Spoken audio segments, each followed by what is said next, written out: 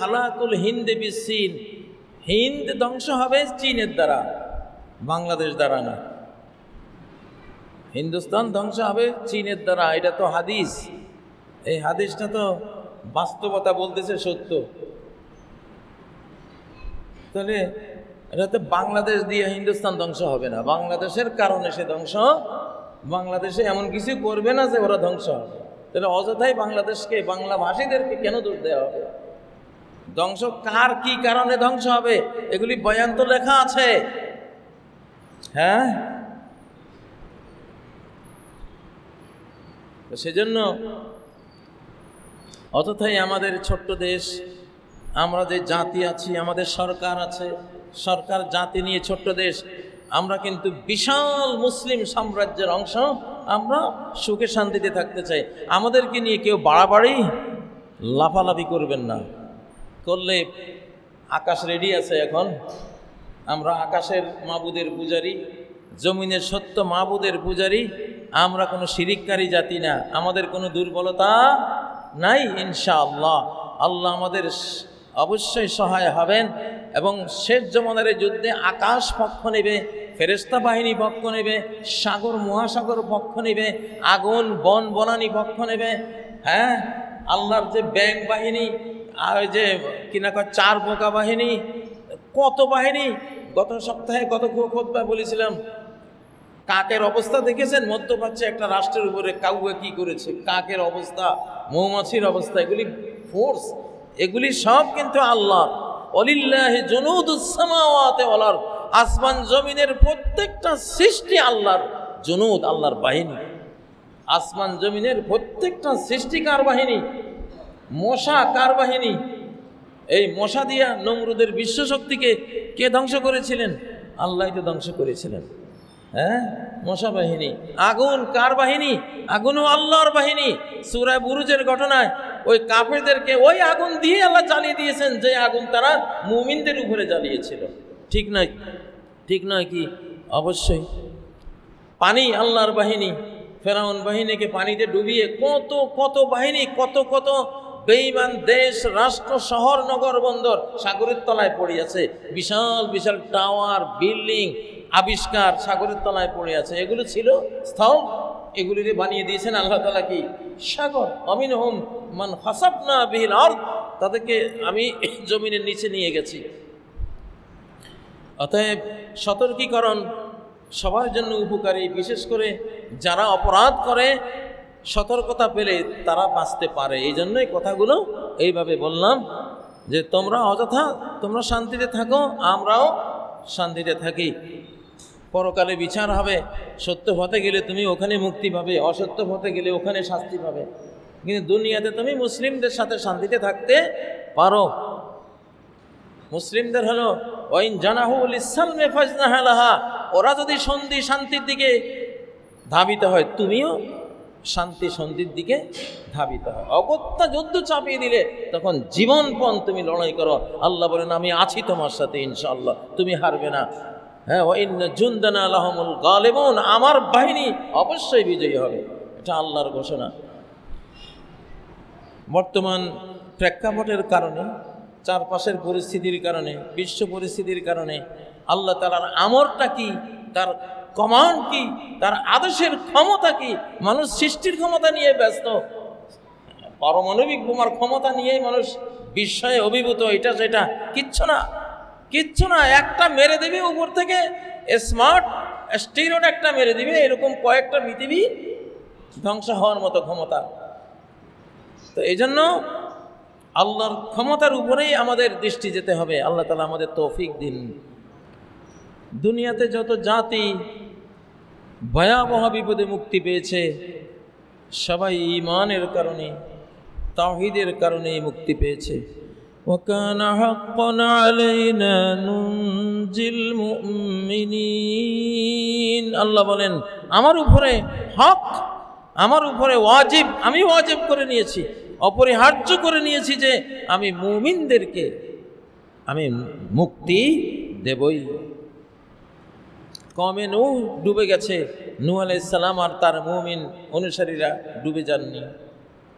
কওমে ফেরাউন ডুবে গেছে, মুসা আলাইহিস সালাম আর তার দুর্বল মুমিন অনুসারীরা ডুবে যাননি। কওমে লূত ধ্বংস হয়ে গেছে, হযরত লূত আলাইহিস সালাম একাই তার পরিবার নিয়ে তিনি ধ্বংস হয়ে যাননি, ঈমানের কারণে তিনি বেঁচে গেছেন।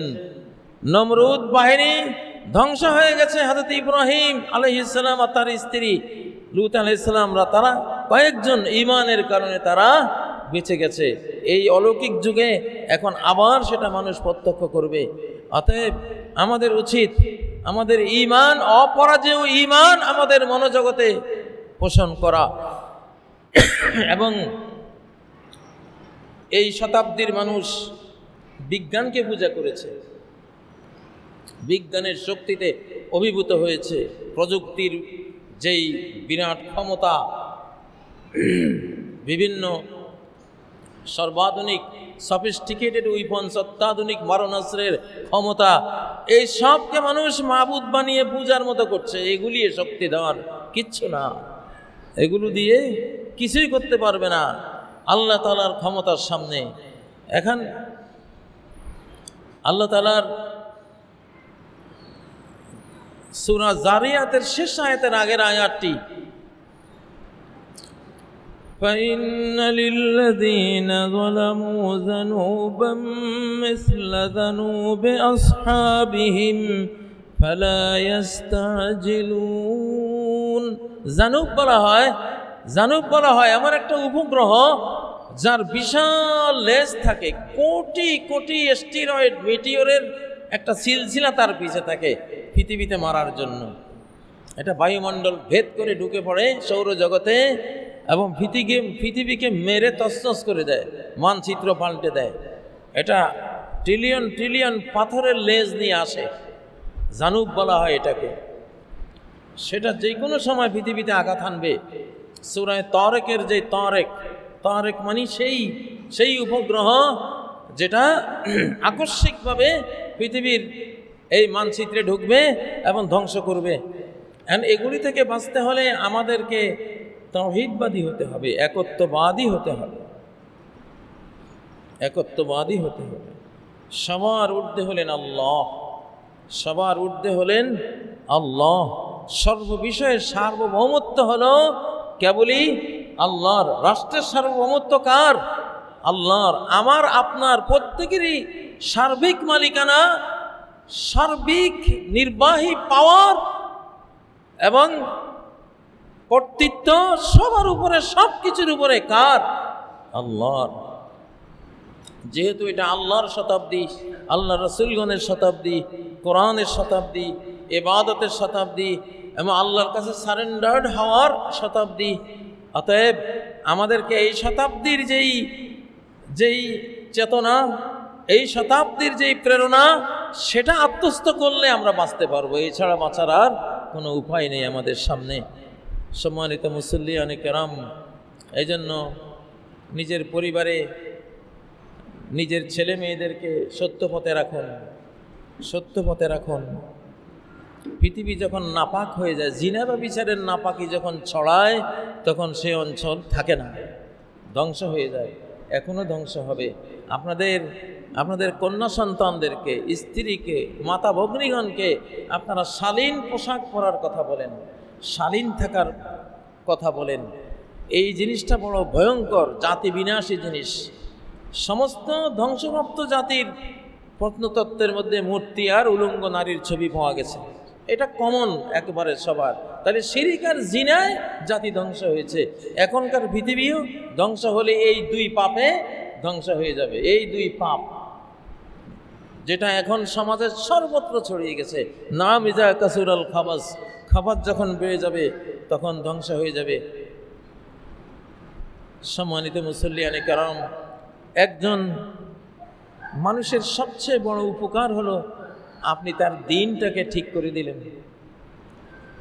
তার পরকালে বাঁচার, ইহকালে আল্লাহর আযাব থেকে বাঁচার যে অবলম্বন, তার দিন, ধর্ম, তার ঈমান, তার ইসলাম, তার ইহসান, এটা ঠিক করে দিলেন। আন তা'বুদাল্লাহা কাআন্নাকা তারাহ, প্রত্যেকের ইবাদতকে সালাতে দাঁড়ালে এমন মানে নিয়ে যান যে যেন আপনি আল্লাহর সামনে দাঁড়িয়ে আছেন। যেন আপনি আমি কার সামনে দাঁড়িয়ে আছি? আল্লাহর সামনে দাঁড়িয়ে আছি। চেতনায়, বিশ্বাসে, প্রেরণায় এই কল্পনা না আনলে তো এবাদত কখনো এবাদত হয় না। এইটাই তো এবাদত, যে আপনি কার সামনে হাত জোড় করে দাঁড়িয়েছেন। এই হাত জোড় করেছেন কার সামনে? এটা সাধারণত এটা হযরত উসমান হত্যার পর থেকে মুসলমানদের নামাজে যে গভীর আল্লাহর প্রতি তাদের যেই আত্মদর্শন ছিল, কতলে উসমানের পর থেকে এটা হারাতে হারাতে আজকে তো আমরা বুঝি না আমরা এইভাবে কেন দাঁড়াই। আমরা ঝগড়া করি, এইখানে বাঁধবো না এখানে বাঁধবো, না এখানে না নিচে, এগুলো নিয়ে ঝগড়া করি। কিন্তু এটা কেন কেন এইভাবে করজোড়ে দাঁড়ালাম? কার সামনে দাঁড়ালাম? যে মূল আল্লাহ ভীতি এবং আল্লাহর স্মৃতি, আল্লাহকে মনে রাখা, কল্পনা করা, আনতা'বুদাল্লাহ কাআন্নাকা তারা। তুমি তো হাত জোড় করে দাঁড়িয়েছ আহকামুল হাকিমিনের সামনে, জাস্টিস যিনি, বিচারকদের বিচারক যিনি, তুমি তার সামনে দাঁড়িয়েছ করজোড়ে। তাকে কল্পনা করো, সেটা নিয়ে কোনো বক্তব্য না, কোনো ঝগড়া ফাসাদ নাই। ঝগড়া ফাসাদ হলে এটা কোথায় বাঁধবে? মানে সব হলো খোলস নিয়া সব আমাদের চিন্তা চেতনা। ভেতরে যে প্রাণ পাখিটা আছে, প্রাণ ভ্রমরা আছে, যে ইহসান ইবাদতের সৌন্দর্যই হলো তোমার মনে এটা আশা যে আমি আল্লাহর সামনে দাঁড়িয়েছি। 2 রাকাত পড়লাম, 4 রাকাত পড়লাম, 10 রাকাত পড়লাম, একবারও ভাবনায় আসে নাই যে আমি আল্লাহর সামনে দাঁড়িয়েছি, আল্লাহ আমাকে দেখতে পাচ্ছেন। একবারও মনে আসে নাই। বিশ্রী একটা ইবাদত। ইহসান মানে সুন্দর করা, সৌন্দর্যই নাই তার মধ্যে। এই ইবাদতের মধ্যে, এই সিজদার মধ্যে, এই রুকুর মধ্যে বিউটিফিকেশন বলতে, সৌন্দর্য বলতে কিছুই নেই। আল্লাহ তাআলাকে আকৃষ্ট করার কিছুই হলো না। এটার নাম তো ইহসান। ইহসান মানে রেনোভেশন, বিউটিফিকেশন, সৌন্দর্য মণ্ডিত করা, সুন্দর করা। তা আপনি ইবাদত করলেন, 10 রাকাত পড়লেন, একবারও আপনার অন্তরে আইলো না আমি করজোড়ে আমার মালিকের সামনে দাঁড়িয়ে আছি, আহকামুল হাকিমিনের সামনে দাঁড়িয়ে আছি, তিনি আমাকে দেখছেন, তিনি আমাকে দেখছেন। আর আমিও একটু কল্পনা করলে অন্তর চোখে আমি তাকে দেখব। আমার এই 2 হাত তারই সৃষ্টি, যেখানে দাঁড়িয়েছি এটাও তার সৃষ্টি জগতেরই একটা পার্ট। যার অক্সিজেনে নিঃশ্বাস নিচ্ছি প্রতি সেকেন্ডে, এটা তারই দেওয়া। হাজারো লাখ ডকুমেন্টস, এভিডেন্স আপনার সামনে আসবে যে আপনার রব উনি তো আপনাকে দেখছেন। আপনি কল্পনা করতে সমস্যাটা কোথায়? আপনি যদি ধোঁয়া দেখে আগুন বুঝেন, গোবর দেখে গরু বুঝেন, পায়ের চিহ্ন দেখে কে হেঁটে গেছে, মানুষ না গরু, এটা বুঝেন। এত হাজার লাখো কোটি চিহ্ন আল্লাহর, প্রত্যেকটা সৃষ্টি আল্লাহর চিহ্ন, আপনি সেই আল্লাহকে বুঝেন না। তাহলে ইবাদত অসুন্দর, কোন সৌন্দর্য ইবাদতে আসবে না, আসলো না, একদম কুৎসিত কদর্যপূর্ণ হয়ে গেল যদি একবারও মনে না ভাবেন যে আমি কার সামনে, আমি করজোড়ে একজন বিচারক রব্বুল আলামিনের সামনে দাঁড়িয়েছি, আমি আসামি, আমি একজন আসামি। আমার বাবা মা আসামি হয়ে, এটা আইন লঙ্ঘন করে আসামি হয়ে এই পৃথিবীতে ওনারা আকাশ থেকে মহাকাশ থেকে সফর করে এখানে আসছে। তো আমি সেই রব্বুল আলামিনের সামনে, তিনি আমার আরহামুর রাহিমিন, আমি একটু বিনয়ী হলে তিনি আমারে ক্ষমা করবেন ইনশাআল্লাহ। এই শতাব্দী, ইহসানের শতাব্দী। এখন এরকম ইবাদতকারী আল্লাহর বান্দা আল্লাহ বানাবেন, আপনারা সেই কাতারে শামিল হন ইনশাআল্লাহ। সালাতে তো শক্তি, আমর পাবেন, আল্লাহর আদেশ, যে আদেশের শক্তির সামনে কেউ টিকে না, সেই আদেশ তো পাবেন আপনি যখন ইবাদতের মধ্যে ইহসান নিয়ে আসবেন, সৌন্দর্য নিয়ে আসবেন। আল্লাহ তাআলা আমাদেরকে মুহসিনিনদের কাতারভুক্ত করুন, আমাদের মা বাবাকে ক্ষমা করুন, আমাদেরকে ক্ষমা করুন, জীবিত মৃত সকল মুমিন মুমিনা মুসলিম মুসলিমাকে ক্ষমা করুন। আল্লাহ বাংলাদেশকে রহমত করুন, বাংলাদেশের সরকারকে আল্লাহ তাআলা সাহসিকতা সহ দেশের স্বাধীনতা, দেশের অখণ্ডতা, দেশের নিরাপত্তা রক্ষা করার তৌফিক দান করুন।